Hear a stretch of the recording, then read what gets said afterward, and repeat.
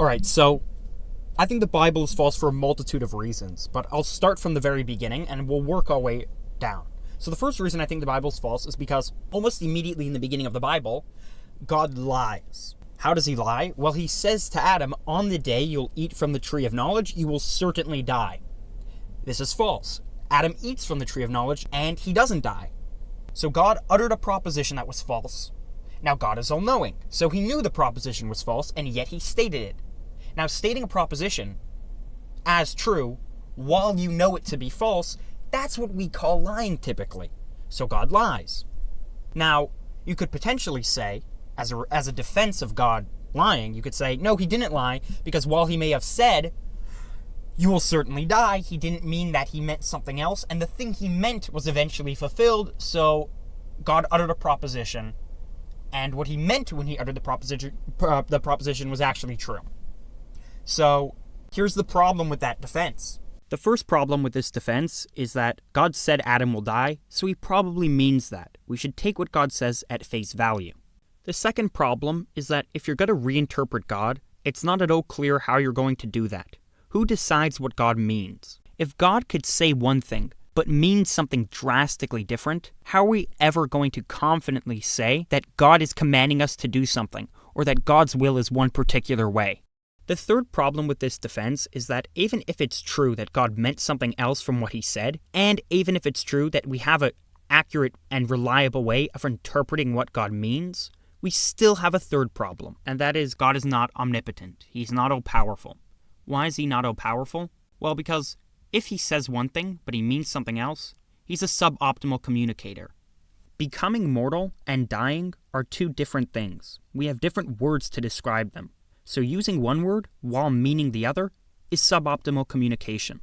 Given that God's alleged to have communicated in this suboptimal way, we can infer that this is not God. And this doesn't just apply here. For every debate we have in the Bible about what God means, that's evidence of God being a poor communicator and thus not being omnipotent. I can put this in Bayesian terms. Every instance of God failing to indisputably convey himself is data far better predicted under the hypothesis that the Bible is man-made, rather than data predicted under the hypothesis that the Bible is written by an infathomable, perfect communicator.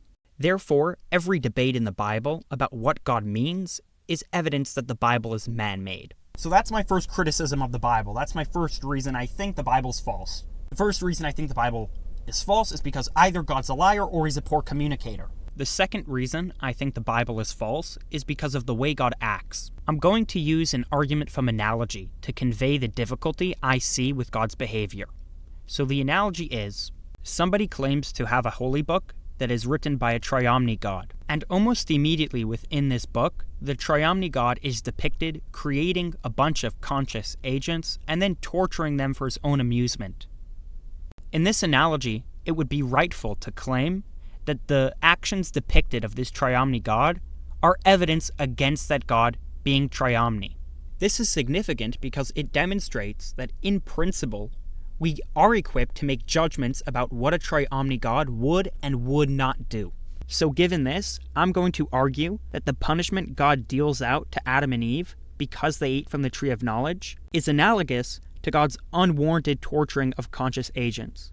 And if we're inclined to reject the latter, we should reject the former, as in principle they are equally as unjustified or unwarranted. So first, let's look at what God does, and then his stated justification or reason for doing so. God makes Adam and Eve mortal, he throws them out of paradise, and essentially condemns them to have to work and labor in pain. It's also worth noting that these punishments don't just apply to Adam and Eve, but they apply to all of their children for thousands of generations, despite the fact that their children have absolutely no responsibility for what Adam and Eve did.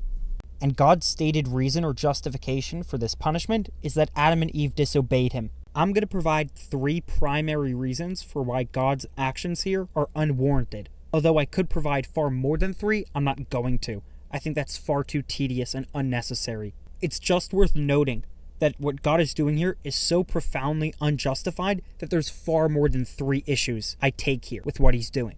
My first and primary difficulty here is that God's stated justification, namely that he was disobeyed, doesn't harm anyone. There's no negative consequence that follows from disobeying God. it can't possibly harm God. God's a perfect, fully complete, egoless being. It's impossible to harm him physically or emotionally. You can't materially harm him either. You can't steal from God. God has no attachment to material possessions.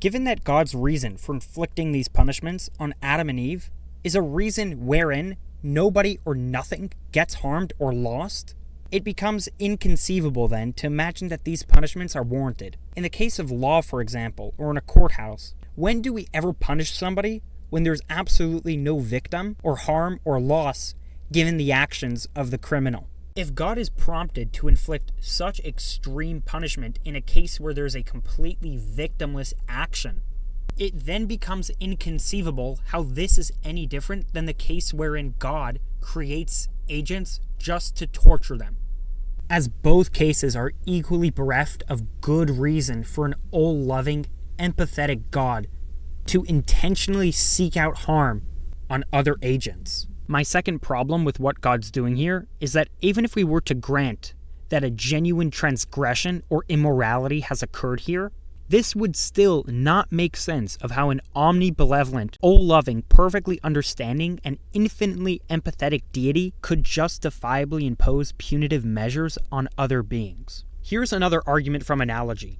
If you had candy stashed away in your house and you told your kid not to eat it, and they defied you, and they went and ate it anyway, would you kick them out of the house and inflict upon them mortality, say if they were immortal for whatever reason? And not only would you inflict the mortality on them, but also their grandchildren and every generation to follow after that? Or would you kind of forgive them and not act like a psychopathic tyrant? I've seen multiple cases where you have some serial killer or mass shooter, murderer, whatever it is, and in court, a family member of a victim from one of these assaults or murderers comes and says to the killer, "Hey, I forgive you." Like in the case of Gary Ridgway, the Green River Killer. There's a video of an old man forgiving Gary Ridgway in court. Mr. Ridgway, there are people here that hate you. I'm not one of them. You've made it difficult to live up to what I believe, and it is what God says to do, and that's to forgive. You are forgiven, sir. Now, there is no human being, including the one that forgave Gary Ridgway, mind you, that is all-loving. The person who forgave Gary Ridgway did not understand what it was like to be Gary Ridgway, and yet he forgave him. God understands what it's like to be Gary Ridgway. God understands what it's like to be Adam and Eve. God understands what it's like to be anybody that commits any wrongdoing ever. Again, the guy who forgave the Green River Killer was not all-loving. He was a human with selfish impulses just like anybody else. And he still found it in his heart to forgive the Green River Killer. And God can't forgive Adam and Eve for eating a fucking apple? And he's fucking God. It doesn't matter that they ate an apple. That doesn't harm God. God can't lose an apple. Even if eating the apple gave Adam and Eve wisdom of knowledge of good and evil, God could undo that. And even if they have knowledge of good and evil, why does that matter to God? He's such a petty fucking asshole. Why does he give a shit? Let them have knowledge of good and evil. What the fuck is wrong with him? It's not fucking normal, and we shouldn't accept it as normal. I honestly don't understand how people see these sorts of passages as acceptable or normal or sensical. These aren't sensical passages. This is ridiculous doctrine. Why do I have to sit here and explain it to people and break it down in these logical steps? I want to give up on this video. I don't want to sit here and break down these insane passages and show you and guide you and take your hand. Oh, look how these barbaric nonsense passages, we have a God who's inflicting harm on beings for eternity for no reason, is that somehow maybe, not admirable and not normal and very, very, very, very plausibly not the actions that an omnibenevolent God would take? Why is that not obvious to people? People are so brainwashed and stupid and complacent. How do people not see these passages for what they are? It hurts me. Wake the fuck up. Stop believing this stupid shit. It's brain rot. This is frying your brain. Believing this, basing your life off these ridiculous passages just does you harm and everyone around you harm. It's so obnoxious. I'm sick of hearing about this book already. Shut the fuck up. Shut the fuck up. okay, I want to get back on track. I got a little carried away. So my second critique, I think I kind of lost place, but my second critique was that even if there is an immorality or some transgression that has genuinely occurred here when they ate an apple, when Adam and Eve ate the fruit of knowledge or whatever it was, I don't know. Even if that was somehow immoral or wrong or bad, God taking punitive countermeasures to somehow correct that behavior is just inconsistent with the actions that an omnibenevolent God would truly take if he was actually omnibenevolent. And my third reason, and this is the least strong of the ones that I gave so far for why I take issue with this passage here where God punishes Adam and Eve from eating from this tree, is that God created Adam and Eve, and he's all-knowing, so he knew they would eat from the tree of knowledge, and yet he made them anyway. He had the option to make an Adam and Eve that would listen to him, but he specifically chose to make the Adam and Eve that wouldn't listen to him, and then he wants to make this whole shit fit about it and throw Adam and Eve out of his Garden of Eden. It's his fault. He made them. He knew they would do it. So I don't even see how anyone but God could be held responsible for what Adam and Eve did. But yeah, anyway, that's enough of this passage. I'm moving on. I'm totally fucking sick of this passage. I'm sick of this book. Okay, I can't crash out again. Let's continue. Let's continue on through this disgusting book. We move on down to a little passage in the Bible about God's kindness and wisdom, where God decides he's going to flood the entire earth and all its human and animal inhabitants and effectively torture them to death. And as much as I hate doing it, I'm going to pull up a direct quote from the Bible just because how ridiculous the quote actually is. Remember, this quote is allegedly describing the behavior and thought process of a omnibenevolent, all-good, all-powerful, all-knowing God. Okay, so here's the quote. Quote, "When God saw that human wickedness was widespread on the earth and that every inclination of the human mind was nothing but evil at all time, the Lord regretted that he had made man on earth, and he was deeply grieved." But the quote continues. The Lord then said, quote, "I will wipe out mankind, whom I have created, off the face of the earth, together with the animals, the creatures that crawl, the birds in the sky, for I regret that I have made them. Heil Hitler, ha ha." Everything there was what God actually allegedly said, besides the little Heil Hitler part. I added that for dramatic effect.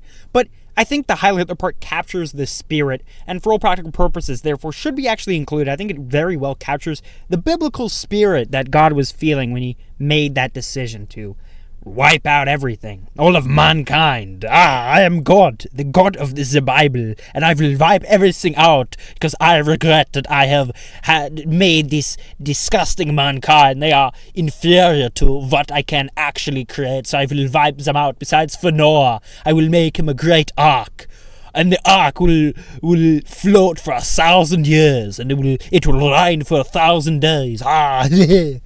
Fuck you, Bible. Fuck you.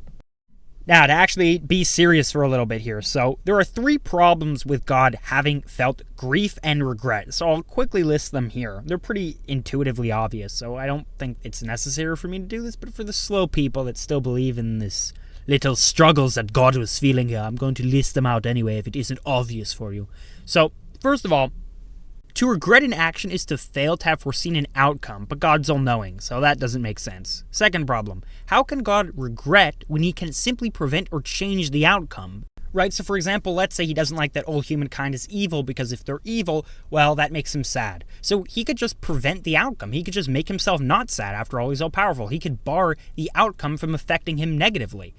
And that already assumes that he didn't foresee that negative outcome, which, again, the first problem, how could he have failed to foresee an outcome? Now the third problem.